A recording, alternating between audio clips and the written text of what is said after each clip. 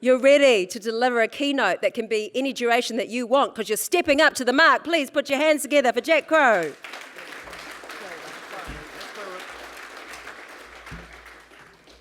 Thank you, Stacey. I think I know why she talked about the tuna.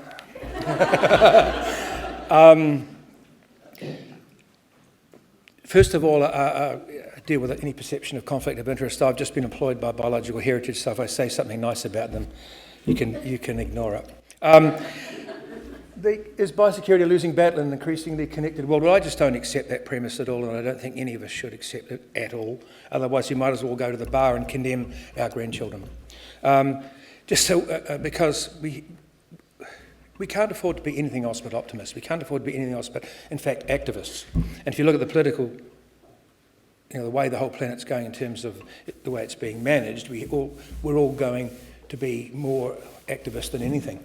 But anyway, just a little bit of background. I was the biosecurity manager at Auckland Council and Auckland Regional Council for 11 years, and I've had 40 years of working in biosecurity.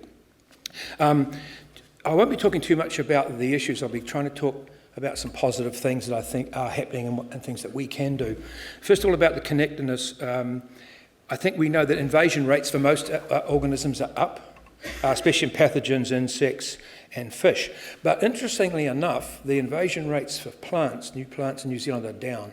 There's been a little bit of work done on it, and the reason for them being down is because of regulation.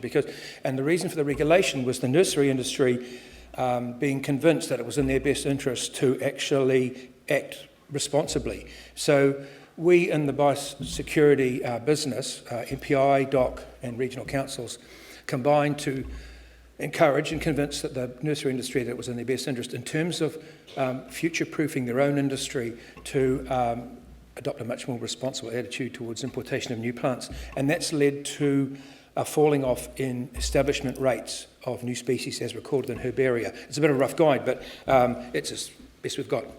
So that's really nice. But at the moment, I think the scary future for us now is pathogens, isn't it? I mean, it's like this is the century of the Phytophthora. We have no idea where they are. We've got very little idea where they've come from. We've got bugger all idea about what plants they infest or infect. And we've got absolutely no idea how to eradicate them or even control them, although Ian Horner and others have done some splendid work in one area. I think that things will get better when a new pathogen comes in that's also a zoonose. I mean, if we get an avian flu here, there'll be national preparedness like we don't have any, by the way, as far as I can see. And in my involvement at the national level kind of petered out about 5 years ago, but nothing much had been done. But if we get a zoonose issue like an avian flu, then New Zealand will suddenly become extremely prepared. And we do know that New Zealand is pretty good at responding to national emergencies. We're actually quite good at it. So that's one good thing. And also climate change, that will bring new resources. I mean, climate change is in some ways, obviously it's the worst thing that we've ever faced, but because everyone's aware of it, or almost everyone's aware of it, even if they're not aware of causal factors or take responsibility for the causal factors, that climate change will bring resources and it will also force us to consider impacts. So I think a lot of biosecurity programs will be able to piggyback on climate change money. Okay, so what are some of the answers? I think, how are we going to counter biosecurity threats? First one, of course, is islands. Now, we've done a great job in New Zealand, and I won't go into too much more detail, but we are running out of islands to save. But if you really want to support saving other species elsewhere, then I urge you to support island conservation. It's an amazing organisation. Pest Free 2050, I think others have mentioned the political appropriation kind of aspect to it, but it brings great resources again and a whole lot of hope and the ability for people to engage. I know it does have a bit of a magic sort of a wand approach and some cynical people might say that it's designed to favour the GE route. It doesn't have to be that way. I think one of the things that we will be doing and we need to do is to change the actual meaning of predator-free from eradication to landscape scale suppression. Because if we can get landscape scale suppression of pests down to a really low level, we essentially achieve almost identical benefits for much lower cost, much lower cost. And that means new devices, which I'll get onto. One of the things about having a landscape scale suppression means that the cost is much less, and you don't spend a huge amount of your dollars and your time and your effort running around after that last 1%, because you don't need to, because you've got it down to suppress the cellular level. You've got the biodiversity benefits you seek in almost all cases. But so it's less cost, but also it's also doing your surveillance for you, because your devices will be recording what they're catching. So you'll have your surveillance. In other words, in Auckland we did a Treasure Islands campaign to try and make sure no pests ever got out to any of the Gulf Islands, and it's been pretty successful. But if we were ever to eradicate, say, all rodents from Great Barrier, it'd still be a monumental job in keeping the island free from reinvasion, and then it will be an even more monumental job in keeping the monitoring going live to intercept it when the inevitable invasion occurs. But if we, instead of bombing the whole island with brodifacoum, we decided we were going to put devices, on the right sort of spatial array that would act as its own surveillance. You wouldn't have to worry about all the pest-free, the Treasure Islands kind of biosecurity campaign. So we could save us a lot of money, and also be much more politically acceptable and more acceptable to the community. Also, having landscape scale pest control will involve more of the community doing more of the work, and that sort of fits in with the kind of ethos and the kaupapa that everyone's talking about now, which we all agree that is absolutely necessary. You have to have buy-in by 94%, is it? I believe that you can get buy-in for someone else to do the work at 51%. You can get buy-in to almost anything at 94%. And as someone else said, at 99%, it's not my problem, it's everybody's problem. And I thought it was a pretty cool statement. One of the things I was just talking to Bruce over here about if we start rolling out this kind of approach, he said, yeah, this would work pretty well as long as we do it step by step and explain what we're doing before we start every single step. And that's pretty good. One of the other good things about landscape scale is it's an alternative to fencing. Predator fences were terribly fashionable, and I used to be a great spruiker for it, but about 15 years ago I became an unspruiker. I think the devices really, the fences act as a bit of a barrier to biodiversity exchange. They're tremendously expensive, they fail, they need replacing, and they need massive big buffer zones, which kind of work against the whole idea of being cheap and easy. So I think we're a great transitional program, but we need to be transitioning into major landscape scale.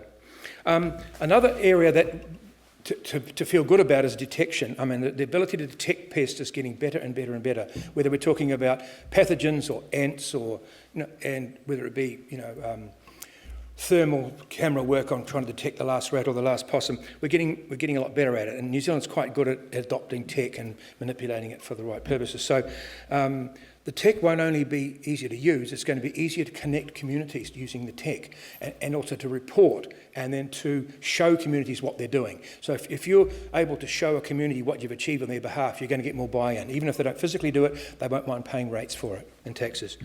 So that's going to close a lot of gaps, that detection capability. The fourth thing is engagement. Now, I don't spend too much time on it because I think everyone knows what I'm talking about, but one of the first things is engagement with tangata whenua, and the focus on Mātauranga. And I'm tremendously proud to be part of biological heritage because they have a very high focus on Mātauranga, but not as a separate science, but as a means of understanding the problems and a means of understanding how other people are dealing with them and living with them, and the approach is being much more holistic. So if you don't understand that we have to engage with tangata whenua, then you're really at the wrong conference, because tangata whenua increasingly, and I come from Northland, and tangata whenua have huge landowners, and they have their own rights. They are landowners that haven't been engaged with. So engaging with them through Mātauranga and Rongoa is an extremely soulful way of getting trust. Okay, so so I found that really uplifting, and it's also makes it easier for me when I'm talking to people, talking to Maori anyway. And we've got a bit of an educational role when we're talking to Pākehā about that. The other thing about tangata whenua outlook, or series of outlooks, is that they always all tend to be holistic. And that's good for science, because as Pākehā, we're pretty good at trying to solve individual problems. We're not necessarily good at joining them up. And like one of the things I was just talking about yesterday was that there's a lot of research being done in New Zealand, but a lot of researchers have no idea what other research is going on. And that's really dumb. So what we need is almost like a rule. If you're getting any kind of public money, you need to go on the register. Now, you don't have to say the dollars, but you need to say who's doing the research, who's supervising it, where they are, and what is the subject. And anyone who's going to do some research should be able to ultimately and immediately link with everyone else who's researching that topic. We don't do that, and that's really dumb. The other thing about engagement with the tangata whenua is that Māori have rights, and a lot of Pākehā don't understand that. They have rights, and I've always considered that tangata whenua's rights with regard to the RMA and with regard to the Biosecurity Act are really important, because Māori can be our best friends. If you're in a conservation, Māori really were often the people I would turn to try and get some help, because they had some clout. So, and if you don't think that that's actually a thing, then I think you need to go home and have another look in the mirror. Engagement with communities. I mean, a lot of people criticise farmers, but I've been working with farmers for 40 years, and I can tell you the land care movement started with farmers. It didn't start, in the 10-acre paradise. And most farmers that I talk to, and I've been talking to thousands, they're all of them keen on terrestrial biodiversity. So I think it's unfair to paint farmers as not being on board. Now, when we're talking about fresh water, that's a different matter, and I don't want to go there right now, because we've got huge issues with fresh water. But in terms of terrestrial biodiversity, most farmers are conservationists, and I don't think we give them enough credit. So when you work with them and give them their dues, then you're going to get more cooperation. Number 5, engaging the community in discussions about genetics. I know nothing, and I should know something. I'm very sceptical about GE, but I need educating. Now, I reckon I'm pretty typical. So I think if we're going to be bringing in any genetic type tools, we can't just wait for a proposal and bung it up. We need to be educating the nation about what it might mean and what the whole gamut is, from straight GM right through to RNA disruption kind of stuff. And because some of those programs look pretty good to me, and some look inherently risky. So I think unless you engage the community and get them sort of semi-educated at least, then you're going to have like the anti-1080 debate times 20, because you're going to get everyone who's quite willing to trust somebody to use 1080 against those awful possums and those awful rats, but they might be a bit worried about what it might do to their dog or something, or what the food they're eating. So unless we engage with the community a whole lot better than we are now, then we're going to get nowhere in using any genetic approaches. Funding, I never ever thought that funding was ever a biggie. I know I worked for Auckland Council, and we always had the dough, but I always felt that if you put up a good case to politicians and you wrote in KPIs that you could report on, and then you reported on them, and if the results were there, they'd always keep funding you. In fact, that increase it. So I don't think funding's a biggie. But as I said before, I think climate change presents a really good opportunity for us to get more funding on the premise of, well, what's climate change going to do to Metrosideros with regard to myrtle rust, or it's not only just about sea level rise, is it? It's about lots of things. So I think that we will. I don't think finding funding is going to be our biggest issue. 7, rules, laws, and regulations. In my experience, people will comply with rules and regulations and as long as the benefits are properly explained to them.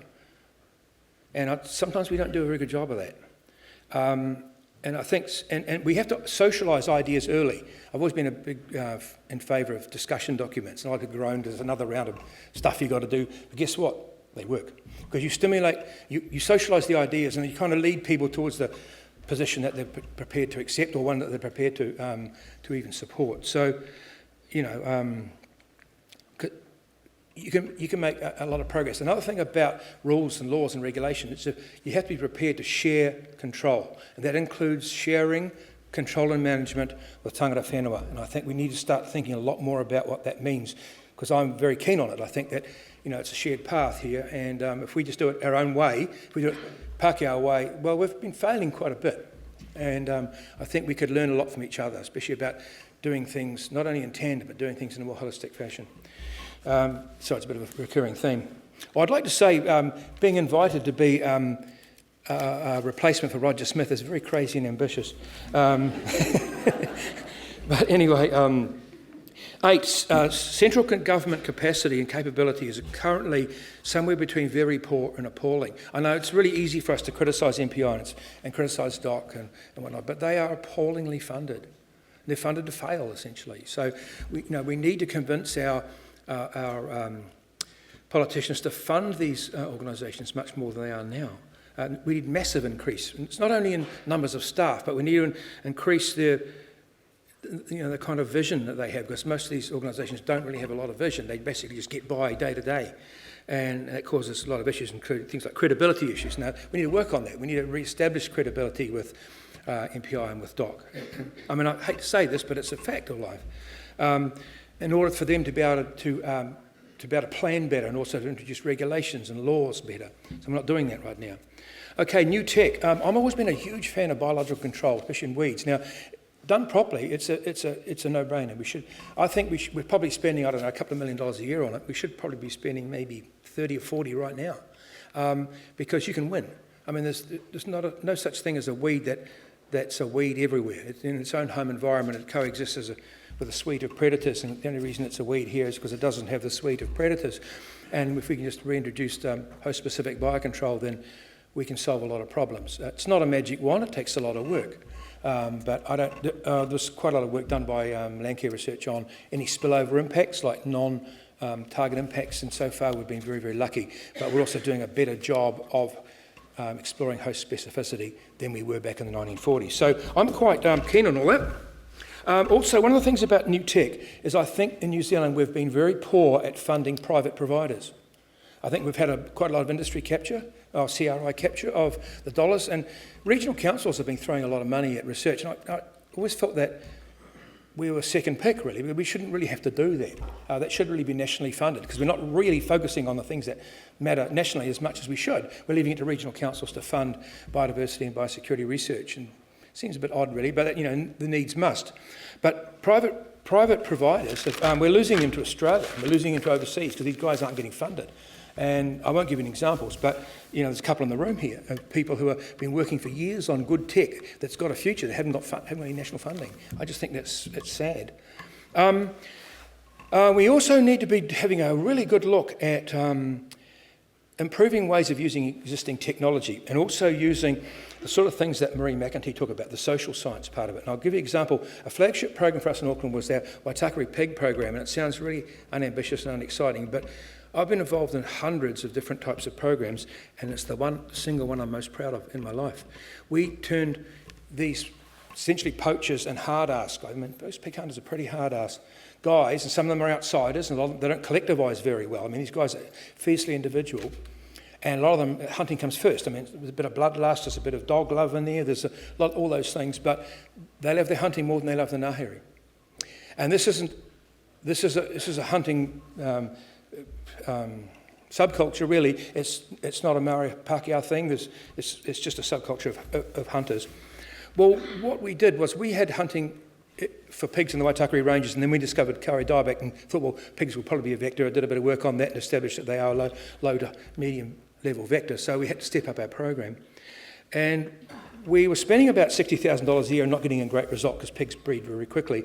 But I have to credit my predecessor, Stephen Hicks, who came up with a great idea. He said, make them compete with each other. There was that eureka light bulb moment. It's absolutely fantastic. So we divided the ranges up into three catchments and made them compete. They were getting paid by the hour, not by the pig. I won't go into the whole methodology, but at the end of the year, we always had about 5 or 6 different consortia applying for 3 different contracts, and every year we'd drop the team that had the least returns. So all they were interested, instead of hating that bald-headed prick that came up with all stupid rules, all they wanted to know is how many did the other team get? How many did the other guys get? They worked their asses off, and we got pig impacts down to 5% of the pre-control level, to 5%. And it cost us $8.12 a hectare per year. So what's Kauri worth to you? It's been a matter of profound disappointment to me that no other councils or DOC has ever picked up that program, because it's all there. Now, it was all partly assisted by a PhD by Cheryl Craw and all the great data manipulation by Dave Chocano, who of course did his PhD in pig impacts in Australia. And so we got some wonderful documentation back on that. So it was something I was tremendously proud of. But we turned these guys from being poachers into eco-warriors, and we prevented illegal release. And these guys would look you in the eye, and they knew that what they were doing. They know what they're doing is benefiting the Ngāhere. And they would go out and teach other pig hunters, and everybody wanted to be part of the program. Now, we turned these guys from being the problem into being a big, big part of the answer for $8.12 a hectare. So I'm just thinking, what the hell's wrong with this, you know? Okay, two last things. Taxonomists. It's just like this national disease. We don't have enough taxonomists everywhere. I think that it's high time we all started beating down the door of Megan Woods and said, please fund some taxonomists, a whole lot of them. So in the insect area, we're just so short. And in marine space, pathogens, we're really short of taxonomists, and it's like this real problem we have right now. Our research index I've talked about. Actually, I'd like to talk about cats, just for a minute. I think when we developed RPMS, or RPMP they're called now, in Auckland in 2007, we kind of identified early on that you're not going to change behaviours from hardwired cat lovers. And I met a few from the States, researchers from the States who've studied this, and they said people are hardwired to love cute faces and stuff, and you're not going to stop them. And in the States, they've had people that they've gone out there and they've destroyed all the baits, you know, so the cats don't get killed. And in some cases, they've even gone out there and killed the wildlife that the cats have been killing. So then people have to stop doing the cat control. So you really know you're up against it when you're fighting those people. So we can't really just say we're going to solve the cat problem by putting out cat baits. My suggestion is we let the technology develop, and that will lead the ethics, that will lead to the practice, and that will lead to the regulation and the behaviours. And in that regard, we're really close now to deployment of devices that can kill cats selectively, humanely, and we can time it, like either kill them at night or kill the cats that are not microchipped. So therefore, we're forcing people, so we can get rid of all the feral cats and stray cats, and we can force people to keep their cats indoors at night, simply by technology. Now, even if people don't like that and they decide they're going to go out and start smashing up the devices, a lot of devices will be out of reach of people, but they won't be out of reach of cats. And so we will get, over a 30 to 40 year time span, people that will comply with the new way of doing things, simply because the technology will lead the way. In summary, as I say, I don't accept that it's a losing battle. I mean, I'm not going to go to the pub and just drink myself to death. It just wouldn't feel right. So I think, obviously we're going to lose a few species in the next few years. We really are, because we're still failing. We're not spending enough money and time on it. Technology is our answer, and education and engaging with tangata whenua and engaging with our children and getting them. I mean, you have a look at Greta Thunberg, the most important human in the world right now, and she's not taking any advice from adults, because the kids know, we don't. They've got more brains than us. So we're going to lose a few more species, but I believe if we focus right now on triaging, because that's where we are. We're in a desperate situation. If we triage now and absolutely throw this beautiful protective net around the most important habitats, as many as we can afford to do, and even a few more we can't afford to do, but do it anyway, then we can hang on and try and wait for a better day, because it's where we're at now. We're triaging in a nuclear war. And also we need to expand our partnerships, but also the thing about, I always say that partnerships are about the future. That's absolutely wrong. Partnerships are now. And if we're not in partnerships now, we've failed. So that's me. I think I'm done. Thank you very much.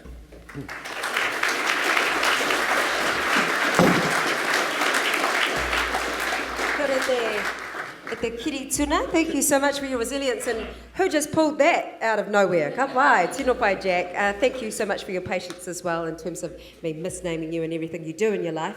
But obviously you're extremely good and passionate about it, and you have generated a lot of questions. So if I could ask you to come forward. First question from Karen. Who exactly should engage the community in a discussion about genetic technologies and the pros and cons?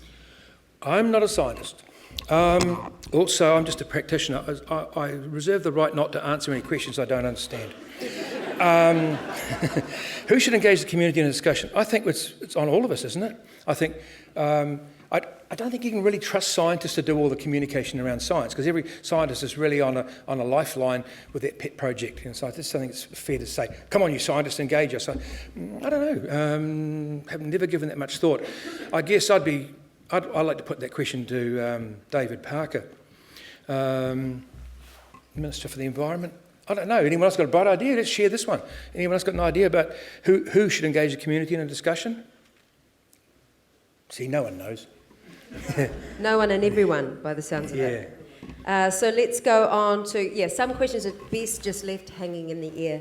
Hei whakaro, tanga matato, just for us to think about. So let's go into this one. Wouldn't the ongoing cost of suppression and repeated control cancel out any costs associated with maintaining a predator-free status? Yeah, real risk of it. That's one of the reasons. Thank you for that question. Great question, Mr. Or Ms. Anonymous. Because I'd have been proud to own that question, actually. Because if we go for eradication, it's like thank you.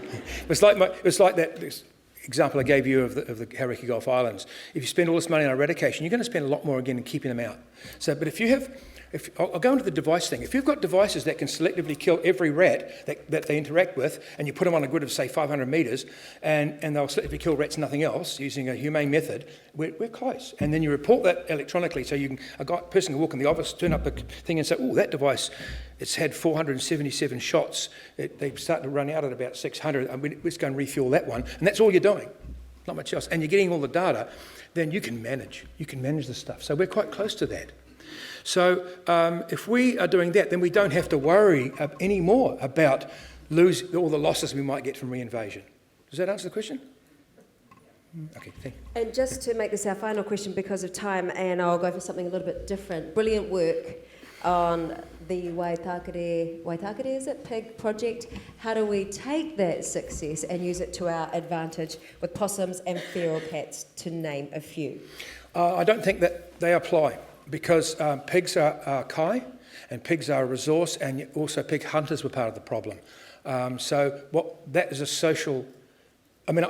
I helped develop a new toxin for pigs, but it hasn't been used because pig hunters didn't... a lot of pig people didn't want it to be used, so they destroyed the bait stations and stuff.